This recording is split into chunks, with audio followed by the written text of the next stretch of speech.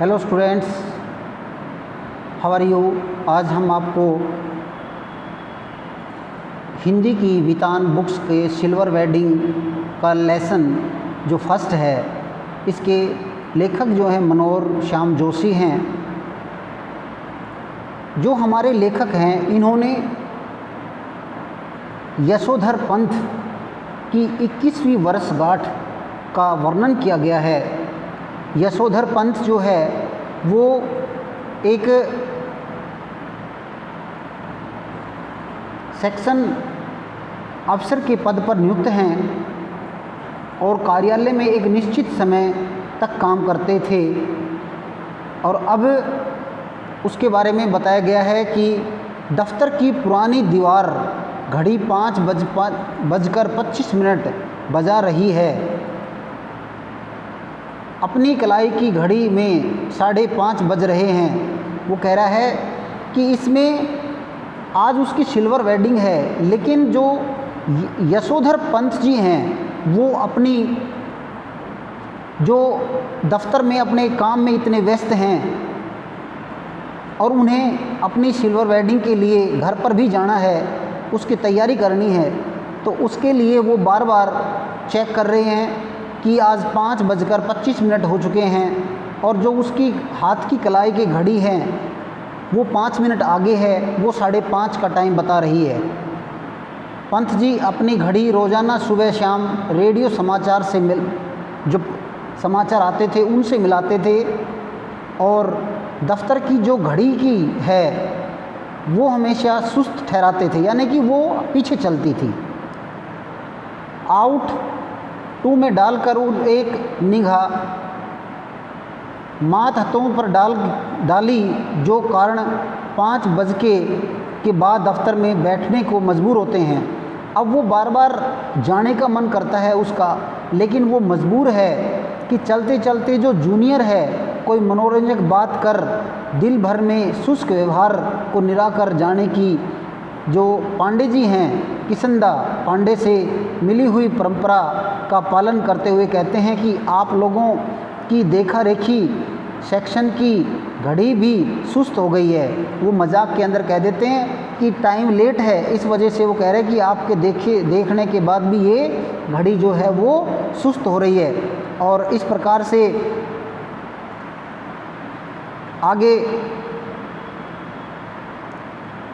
सीधे assistant grade से आए छोकरे चड्ढा ने, जो चड्ढा नाम का जो एक असिस्टेंट ग्रेड का है, जिसकी चौड़ी मोहरे वाली पतलून और ऊंची एड़ी वाले जूते पंत जी को शाम हाउस इम्पर मालूम होते हैं, थोड़ी बदतमीजी सी की और एज यूजुअल बोला, बड़े बाऊ आपको अपनी चूनेदानी का क्या हाल है, बता क्या राह देती है। और पंत जी ने चड्ढा की दृष्टा को अनदेखा किया और कहा, मिनट टू मिनट करंट चलती है। इसका मतलब है कि उसकी जो घड़ी है वो बिल्कुल राइट टाइम चलती है, लेकिन जो हमारे ऑफिस की घड़ी है वो पीछे चल रही है। चड्ढा ने कुछ और दृष्टा होकर पंत जी की कलाई थाम ली और इस प्रकार से उसने जो है उसकी कलाई को पकड़ लिया और इस तरह से दृष्टा की प्रकटता का विरोध करने के लिए यशोधर बाबू ने को छोड़ दिया और मन ही मन जमाने की याद जरूर करने लगे कि वह दफ्तर में किसंदा को भाई नहीं साहब कहते और समझते थे। और घड़ी की ओर देखकर वह बोला, साहब आदम के ज़माने की है, बड़े बाऊ यह तो अब तो डिजिटल लो, एक जापानी सस्ती मिल जाती है। यानी कि जो उसकी घड़ी है वो पुराने समय की है, इसलिए वो कह रहा है कि अब तो लेटेस्ट जो घड़ी है वो आप ले सकते हैं। और इस प्रकार से वो किसनदा की जो पहले जो अधिकारी था उसकी याद आ जाती है कि उसके साथ बिताए हुए क्षण जो है बहुत ही सुहावने थे। और इस प्रकार से उनके बारे में कि आज का जो नए जो अफसर है वो उनसे दृष्टा से बात करते हैं, ये महसूस करता है। यह घड़ी मुझे शादी में मिली थी, यह पुरानी चाल के, लेकिन घड़ी पुरानी चाल की है, यह बहुत है, राइट टाइम चल रही है। वो कह रहा है कि चाय मुझे शादी में मिली थी और बहुत पुरानी है, लेकिन ये बिल्कुल राइट टाइम चलती है। इस तरह नहले का दहला जवाब देते हुए एक हाथ आगे बढ़ा देने की परंपरा थी। और स्कूल अल्मोड़ा के यहाँ कभी यशोधर बाबू ने मैट्रिक परीक्षा पास की थी और इस तरह आगे बढ़े हुए हाथ को सुनने वाला बेतौर दाद अपने हाथ मारा करता था। वक्ता श्रोता दोनों ठठाकर हाथ मिला करते थे। ऐसे ही परंपरा किष्किंधा के क्वार्टर में थी, जहाँ रोजी रोटी की तलाश में आए यशोधर पंथ नामक एक मैट्रिक पास बालक को शरण मिली।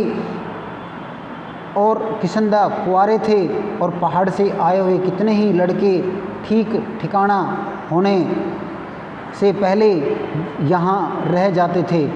मैस जैसी थी और मिलकर लाओ पकाओ और खाओ।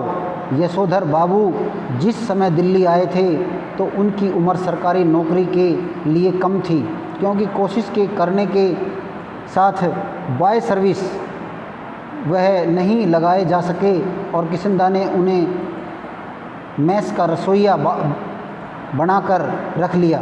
यही नहीं, यशोधर को 50 रुपये उधार भी दिए और अपने लिए कपड़े मंगवा सके और गांव पैसा भेज सके। बाद में इन्हें किष्किंधा ने अपने नीचे नौकरी दिलवाई और दफ्तर जीवन में मार्गदर्शन किया। और चड्ढा ने ज़ोर ज़ोर से कहा, बड़े बाऊ आप किन ख्यालों में हो गए? मेनन पूछ रहा है कि इस शादी हुई कब थी? यशोधर बाबू ने ससफकाकर अपना बढ़ा हुआ हाथ वापस खींचा और मेनन के मुखाग्नि के होकर बोले, now let me see, I was marriage on 6 February 1947। वो कह रहा है कि सर मेरी जो शादी है वो 6 फरवरी 1947 में हुई थी। तो इस प्रकार से इसके बारे में उसमें बताया गया है कि आगे इस लेसन को नेक्स्ट पढ़ेंगे।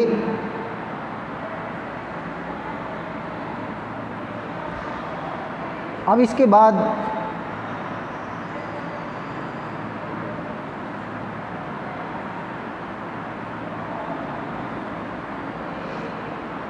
मेनन ने फ़ौरन हिसाब लगाया और चहकर बोला, many happy returns of day sir. अब मेनन, क्योंकि आज उसकी शादी की सालगिरह थी, इसलिए उसने कहा कि बहुत बहुत आपको बधाई सर, आप आज तो आपकी सिल्वर वेडिंग है, शादी को पूरे 25 साल हो गए हैं।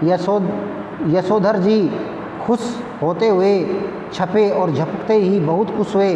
अदा किष्किंधा ने सीखी थी और चड्ढा ने घंटी बजाकर चपरासी को बुलाया और कहा, सुन भाई भगवान दास, बड़े बाबू से बड़े नोट ले आओ और सारे सेशन के लिए चाय पानी का इंतज़ाम कर फटाफट। अब क्योंकि 25वीं शादी की सालगिरह थी, इसलिए जो साहब थे उन्होंने कहा कि चड्ढा साहब थे, उन्होंने चपरासी को बुलाया और कहा कि जो बड़े बाबूजी हैं यशोधर पंथ जी सॉरी, उनसे पैसे लेके जाओ और सभी स्टाफ के मेंबर को चाय पानी करवाई जाए। और इस प्रकार से जो है चड्ढा साहब मिक्सचर मत पिलाइए गुरुदेव, चाय मुट्ठी और लड्डू बस इतना ही हो जाए सौदा, आपकी बड़ी माया निकल जानी है। वो कह रहा है कि ज़्यादा कुछ नहीं, थोड़ी सी मिक्सचर और जो है चाय और थोड़ी सी जो है लड्डू वगैरह हो जाए, इसमें कोई बहुत बड़ी माया थोड़ी निकल जाएगी। यशोधर बाबू ने जेब से बटवा और बटवे में से 10 का नोट निकाला और कहा, आप लोग चाय लीजिए। सो आई डू नॉट माइंड, और इसे महसूस मत करिए, हमारे लोगों में कस्टम नहीं है उस पर इंसिस्ट करना, दैट मैं समहाउ इम्प्रूव फाइट्स करता हूँ। इस प्रकार से और 10 का नोट चपरासी को दिया और बड़े बावने के आगे हाथ फैला दिया और एक नोट से सेशन का क्या बनता, पूरे 30 हो तो चुगे भर का जुगाड़ करा सके। अब मान लीजिए उसमें ज़्यादा मेंबर थे इसलिए थोड़े से उसके अंदर काम नहीं बन पाया, इसलिए वो कह रहे हैं कि इसको 30 रुपये कम से कम हो तब सारा काम हो पाएगा। सारा सेशन जानता था कि ये सुधर बाबू अपने बटवे में 100-150 रुपये ही हमेशा रखते थे, भले ही उनका दैनिक खर्च 0 था, लेकिन यह तो अब बस टिकट का खर्च भी नहीं। गोल मार्केट से सीक्रेट तक पहले साइकिल जाते जाते थे और इधर पैदल आने जाने लगे थे, क्योंकि उनके बच्चे आधुनिक युवा हो चले थे और पिता की साइकिल सवार होना सख्त नागवार गुजरता था। और बच्चों के अनुसार साइकिल तो चपरासी चलाते हैं, बच्चे चाहते थे कि पिताजी स्कूटर ले या फिर समहाउ स्कूटर निहायत ही बेहुदा सवारी माहौल होती थी। कार जब अफोर्ड की नहीं जा सकती तो बात सोचना ही क्यों है। तो इस प्रकार से इसके अंदर बताया कि वो उसके जो बच्चे थे वो महसूस करते थे कि पिताजी अब इतने बूढ़े हो गए हैं और वो बच्चे जवान हो गए हैं, और इस कारण से जो है उन्होंने ये बताया कि हमारी बेइज्जती होती है। यानी कि आप अगर साइकिल पर ऑफिस में जाते हैं तो ऑफिस के अंदर तो चपरासी जो है वो साइकिल चलाते थे, जो क्लर्क वगैरह होते हैं या अफसर होते हैं या तो वो स्कूटर पे जाते हैं या फिर गाड़ियों में जाते हैं। तो इस प्रकार इसका वर्णन किया गया है।